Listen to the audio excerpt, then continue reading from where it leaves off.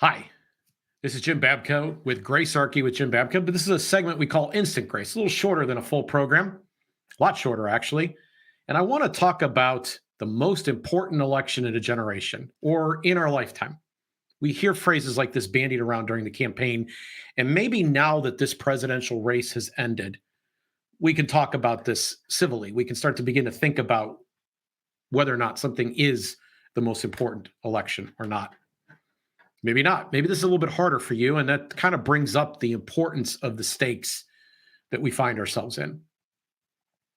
I was asked, I was on a podcast during the vote counting had already begun around the country. I joined the Libertarian Christian crew and shared some thoughts. And one of the things I was asked is, what was the most important election in my lifetime? And oddly enough, it wasn't a presidential election. It was the 1994 campaign. That was the year, for those of you that may not keep track of these kind of things, when Newt Gingrich led the Republicans to victory using the contract with America. They captured the House. The significance of that victory was that the party, it did not change hands. The House of Representatives had been inside Democrat control for 40 consecutive years at that juncture. So this was a watershed moment in American politics, and in more ways than one. So one of the previous speakers of the House, just going back a couple, in the late 70s and early 80s, was a man by the name of Tip O'Neill from Massachusetts.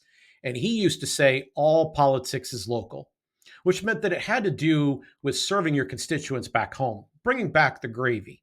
That was the job that a congressman believed that they were engaged in. So they try to bring jobs and other types of things back and back into their district.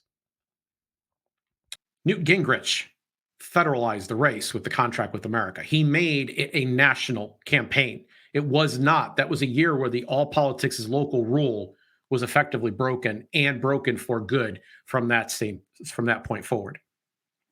Now, in the immediate term, in the short term, it was seismic because not only was this the first time in 40 years that Republicans had control of the House, but the then President Bill Clinton stood up in 1995 and he said, the era of big government is over.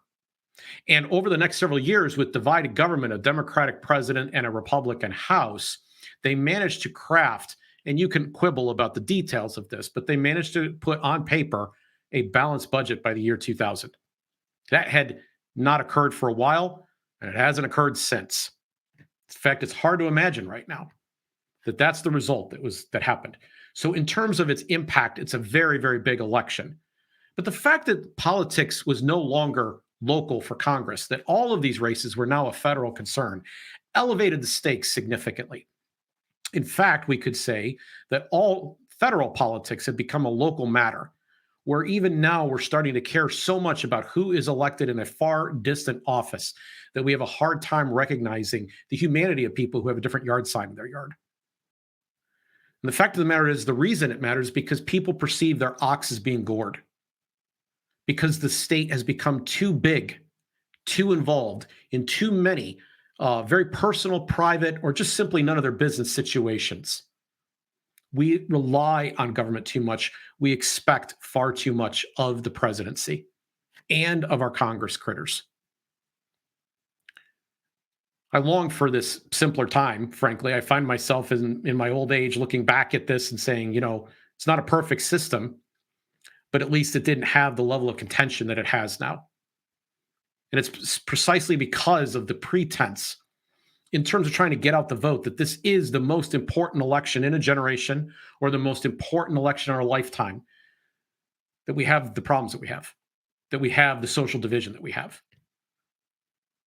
It simply shouldn't matter as much as it does. We should be able to live lives, share a lemonade on the porch with a neighbor,